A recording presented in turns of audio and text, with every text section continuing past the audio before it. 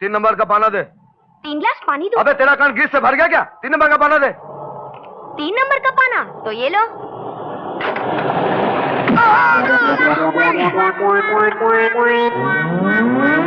अरे ओ मैम साहब, गाड़ी चला रहे हो क्या हवाई जहाज? शट अप, मेरा ब्रेक खराब हो गया है। हाँ जाहिर बात है, कार चलाने वाली का अगर दिमाग खराब हो तो ब्रेक कैसे ठीक रह सकता? क्या कहा? वही जो तुमने सुना। मुझे फजूल बकवास सुनने की आदत नहीं है। अरे मुझे भी नहीं है, मतलब की बात करो। यहाँ क्यों आई हो? कहा ना, मेरे गाड़ी का ब्रेक फेल हो गया है, ठीक करो।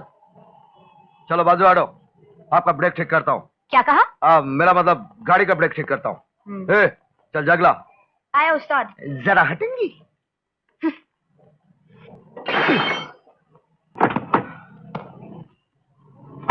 चल ब्रेक मार।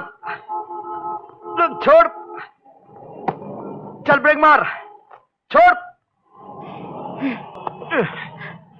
हाँ बस ठीक है। लाइन खराब है। क्या कहा? मेरा मतलब ब्रेक का लाइनर खराब है, अभी ठीक कर दिया, बाद में बदलवा लेना। कितना पैसा होगा? 50 रुपए बस।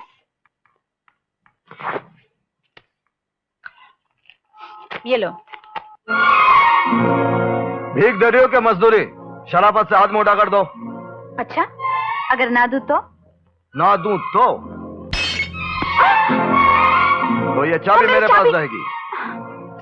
देखो, तुम जानते नहीं मैं कौन हूँ। हाँ जानता हूँ, पैसे वाली लड़की।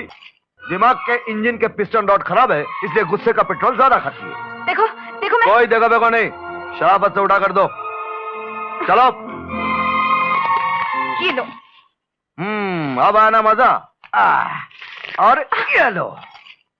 इस बदतमीजी का मैं तुम्हें सबक सिखा कर रहूंगी। हाँ सिखाना, जरूर सिखाना, मुझे सीखने का बड़ा शौक है। अब तो फूटो, चलो चलो। बढ़िया ही सिखाने वाली।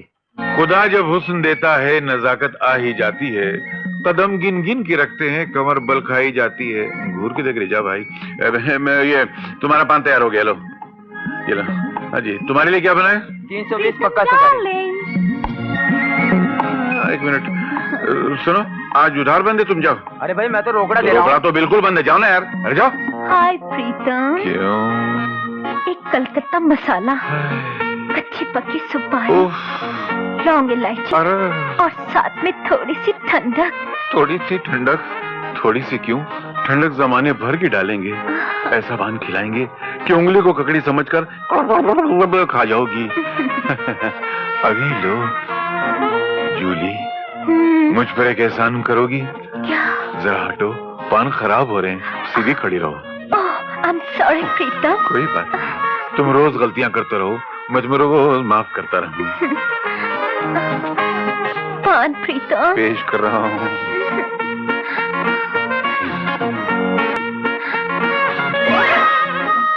ये क्या कर रहा है? माफ करना, उंगली से चूना छटक के वहां जाके चिपक गया। लाओ हम पोंछ देते हैं। नहीं नहीं, हम खुद साफ कर लेंगे। नहीं नहीं, ये बड़ा स्पेशल चूना है जो हम ही उड़ाते हैं, हम ही पोंछते हैं। दूसरा कोई और पोंछेगा तो गाल के साथ खाल भी निकल जाएगी। लाओ पोंछ देते हैं। और कितनी देर लगेगी? बस आधा घंटा। क्या? नहीं नहीं, बस हो गया। ये लो। प्रीतम अब मैं चलती हूँ। चलो। सुनो, ये पान के पैसे। तुमने हमारे गाल पे हाथ लगाया, हमने तुम्हारा पान उड़ाया, हिसाब बराबर। टाटा। टाटा। मुझे पहले पता होता तो ये चूना लेकर सर से पैर तक उंडेल देता और सारा दिन बैठ के पूछता रहता यूं। गलती से भी ऐसा काम मत करना चाचा जी। पूरे शरीर पर अगर चूना उंडेलोगे तो साफ करने के लिए 1 हफ्ता लग जाएगा और तुम्हारी इस दुकान का दिवाला निकल जाएगा। यार तू कहां से आ गया यार? जब से लड़की आई है देख रहा हूँ, छिड़क रहे हो साफ कर रहे हो, छिड़क रहे हो साफ कर रहे हो। देखो चाचा, इस तरह ग्राहकों के गालों पर चूना मत लगाया करो, बुरी बात है। और फिर मैंने कुछ जानबूझ के थोड़ी लगाया, चूना हाथ से छिटक गया। इन उंगलियों से छिड़कना मैं सब समझता हूँ, समझे ना? अरे तू जाना अपना काम करना यार। हाँ मैं तो अपना काम कर रहा हूँ, लेकिन तुम शराफत से चूना लगाओ, नहीं तो कोई चूना थोप कर जाएगा, समझे ना चाचा? अरे तू क्या चाचा वाचा कहते रहे? अच्छा किसी ने सुना नहीं? खबर है जो कभी बीच चला मेरे चाचा वाचा बोला तो क्या बोलूं तुमको, मेरा छोटा भाई। तो बोलना क्या फर्क पड़ता है? अच्छा तुमको छोटा बनाने के लिए मैं बुढ़ा बन जाऊं? अरे तू जाना यार, क्यों मेरे भेजे के पतीले में कथा उबाला, तू जाना। अच्छा अब भड़किए मत। आप सुनिए, आज शाम को शारदा को देखने के लिए लड़के वाले आ रहे हैं, चाची को घर भेज देना।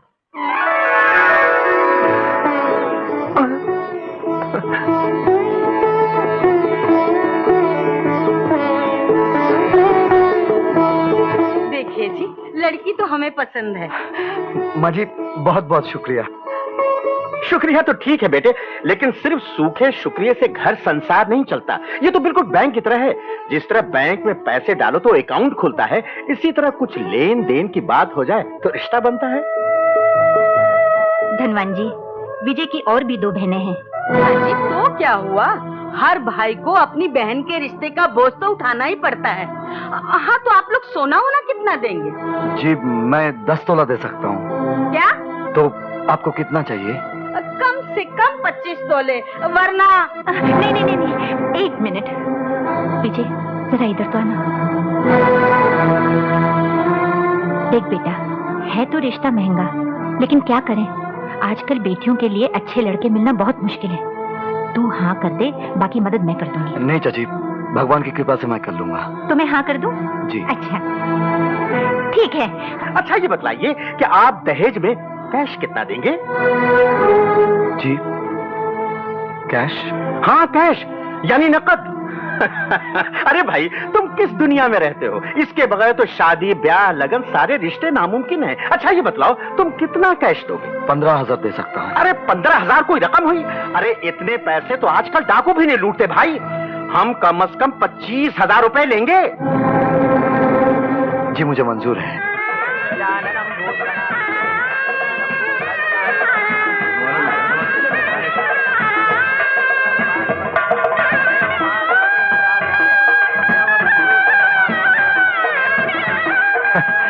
ये लीजिए, पूरे 25,000 रुपए हैं। क्या बात है, लीजिए ना। बात यह है विजय कि अब इस 25,000 से काम नहीं चलेगा। जी आपने 25,000 मांगे थे, मैं वादे के अनुसार आपको 25,000 दे रहा हूँ। भाई मैंने 25,000 रुपए मांगे थे, लेकिन बाजार उतरता चढ़ता रहता है। ये तो सौदा है भाई।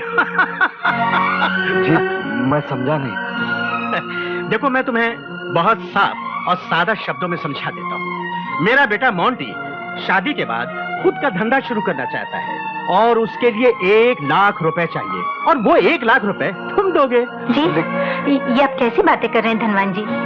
आप इस मामले में दखल मत दीजिए। इस वक्त मेरे पास नहीं है, मैं नहीं दे सकता। ठीक है, अगर नहीं दे सकते तो ये शादी भी नहीं होगी। अरे तुमने मुंह क्या देखे? चलो यहाँ से। ऐसे भिखारी हुए घर में मेरे बेटे का रिश्ता नहीं होगा, ये शादी नहीं होगी। अबे एक गधे की औलाद, उसे क्या घूरे जा रहा है? चल चल। ठहरो।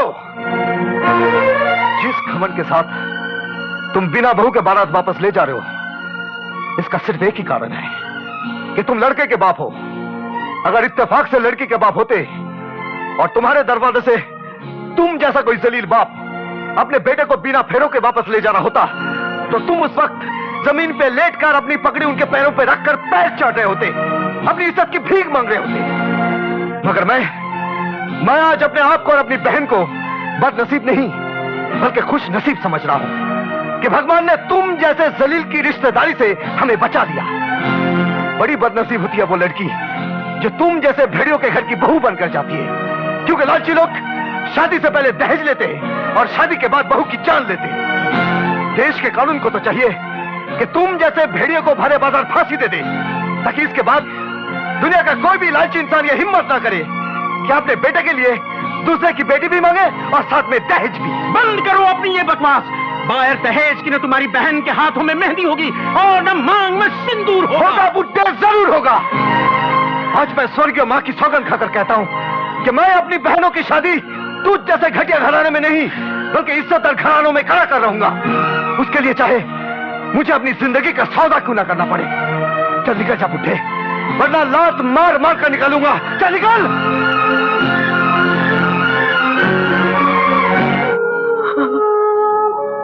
रो मत बहन, ये लोग रिश्ता नहीं करते, सौदा करते हैं। और कैसे मैं सौदागरों की बस्ती में अपनी बहन का सौदा करता। अरे मैं तेरे लिए लड़का ढूंढूंगा, ऐसा लड़का जो तेरे गले में इज्जत का मंगलसूत्र पहनाएगा, शराफत का सिंदूर भरेगा। रो मत। मैं कसम खाती हूँ, आप जो तोहफा मांगोगे मैं जरूर दूंगी। Thank you very much. Bye. Bye. Captain happy birthday. ये सीन नंबर 1 तो कमाल का है। हाँ जाने, अडल्ट हो जाएगी वो 6 महीने के बाद। घुस गई। I am sorry. पिछली बार भी तुमने धक्का पीछे से मारा था। अब देखो तुम मुझ पर जबरदस्ती इल्जाम लगा रहे हो। ये इल्जाम नहीं, शरारत है ये। बेहुदा। देखो तुम मेरा अपमान कर रहे हो।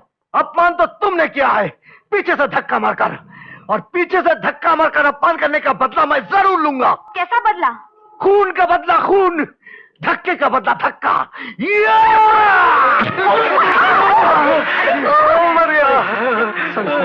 वो मुझे देखिए।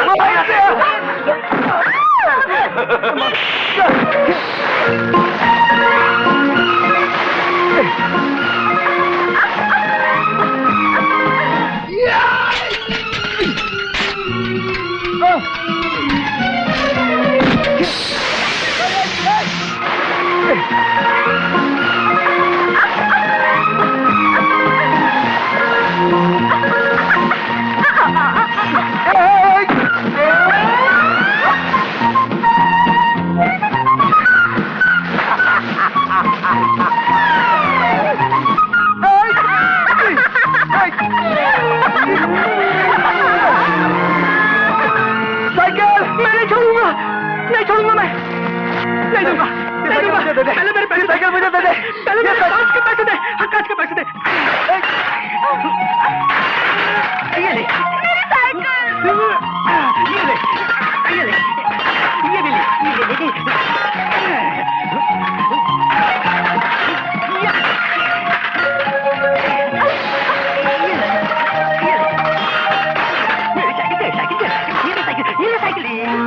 मेरी साइकिल। ये है ना तुम्हारी साइकिल?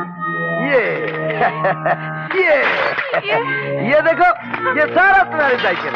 ये देखो, ये तुम्हारा ब्रेक, ये तुम्हारा पपलू, ये ढक्कन, ये तुम्हारा हैंडल, ये तुम्हारी सीट और ये तुम्हारा पहिया। तो भैया